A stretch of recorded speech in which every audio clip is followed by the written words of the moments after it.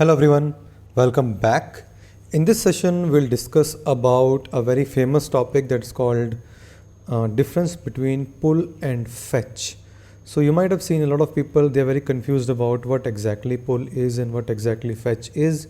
In the previous videos, I have already shown what is a fetch operation, what is a pull operation in case of Git.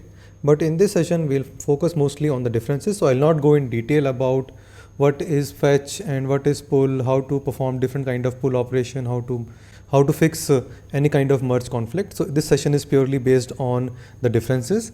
So for those who are new to my channel, please do like, subscribe my channel, and for those who are already subscribed, please go back and check my previous videos. If you are not aware about the topic that is pull and fetch, and also you are not that good in the basic understanding of Git, I will recommend you to please go back and check my previous videos. So let's get started. So what exactly is a fetch?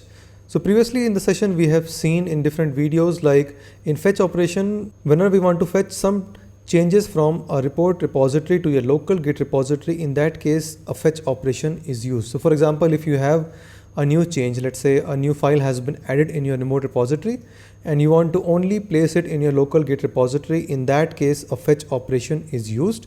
But in case of pull operation, whenever you do a pull operation from a remote repository, so let's say again a case where in GitHub you have a new file created for a repository. When you do a pull operation, the file is also copied to your local working directory as well as on the staging area. So that's a basic difference between both the operations. So this is again shown over here with the command. So for pull, we'll use git pull operation or git pull command with option that is space -v, and for fetch we'll use git fetch with an option space -v. So let's get started. I'll open my terminal, go to my desktop, I'll open my GitHub account. This is my GitHub account. So I'll go very basic step by step, so please follow all the steps, it'll help you a lot. So that will help. And I'll open my repository, that is git tutorial. So this repository is a public repository, and you can see currently there are two branches in this repository. Yes, it is two branches, that is master and branch 1. And now we'll try to clone this repository. I've copied the URL.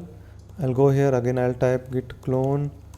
It's cloned, started, and yeah, it is cloned. I'll go to the folder, I will type the name and I will check for the details. So this is a git repository as it contains .git folder over here. It has the same content, that is sample file.txt and readme.md file. So that's good. So we are set with the basic repository or the basic folder structure. Now we'll do one thing, we'll perform a git fetch operation. Before doing this, I'll do one thing. I will just create one commit over here. Before going ahead, I'll just go to my local desktop and I will just expand this, and I will expand the particular object structure, and you can see it is as of now packed. So we'll just unpack this particular folder, so this particular file, so just to get all the objects. Why we're doing this unpack is because whenever you clone a repository from GitHub, the folders are, or the objects are by default packed in a .pack file just to save some space. To use this, we have to unpack it, so it will do it quickly. I will use one command called unpack objects. So I will type cat the pack name, or I first go into the folder and I will type the command, that is command cat and the pack name, pipe symbol, and then I will say git unpack objects, and you can see the unpacking is done. And if I go back here, now I can see all the objects that are displayed over here. So you can see these many objects are present. So now I can delete this file if I want, that's not a problem. So now you can see there are few files that are present over here. So we have around 12 files that is present over here. Now we'll do one thing, we'll create one more commit in the GitHub repository and we'll see the changes when we do a fetch operation. I will just modify the sample text file, and let's say I am modifying and I'm deleting everything, and I'm saying this file is clean, and commit is done for clean operation, and I will commit it. Now you see the commit has been done, and if I go into the history, you can see the last commit was done at 37 seconds ago, and this is the commit ID or the hash for that particular thing. So I will do one thing, I will just do a git log, and you can see the last commit that is present over here is 13289. That is 13289 over here, and you can still see there is no object change. There is still 12 objects present over here. That is from D2 to IC. And now I will do a git fetch operation. So I will just get out and I'll say git fetch, and you can see git fetch is performing, and yes, it is done. So it says the master branch is updated, and the current hash or the current pointer for master has been updated from 1328 FF to 240 B0E6. So I will go back here, and you can see this is the last commit. So what it effectively says is, like, initially the master branch in a local was pointing to this particular commit object. Now it is updated to over here.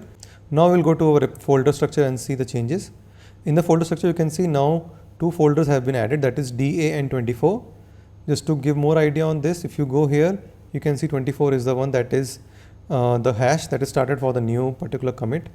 And if I go and expand this here, you can see this is the same thing, 240B0E6. So this is the commit that has been performed. This is the commit object, and this might be a blob object over here. For those who don't know how to check this particular structure, please go back and check my previous videos and how does Git work. It will give you a fair enough detail about the working of Git. So that's all about a git fetch operation. Now if I go and check my local repository, so if I just go back and I check the repository, and I can see this file is there, and if I do a cat of this particular file, you can see the file is not updated. This is because this is only a fetch operation. In fetch operation only your git repository is updated, local git repository, but not your working directory. Now we'll do one thing, we'll perform a pull operation. So I will type git pull space -v and hit enter. Now you can see it is done, and yes, so you can see it is updated now from this particular hash to this particular hash, which means the commit initially was pointing to this particular commit, and now it is pointing to this particular commit. And if I go back and check here in git log, so you can see now it is updated, and the latest commit here is 240B0E6, which is the commit is done for clean operation, and the local master and the origin master is both pointing to the same commit now, which means it is in sync with the master branch in the remote repository. Also we can check one more thing here is I can go back to the local file structure. So I will just do ls-la, and I can just do a cat operation on sample file, and you can see yes, the file content has been updated. So the content initially was of 3 lines, now it is only for 1 line, which means the local repository is also updated along with the other things in case of the pull operation. So this is all difference between the pull and fetch operation. So thanks a lot for watching my video. Please do like, subscribe my channel, and if you have any doubts, please write in the comment channel. Thank you. Bye bye.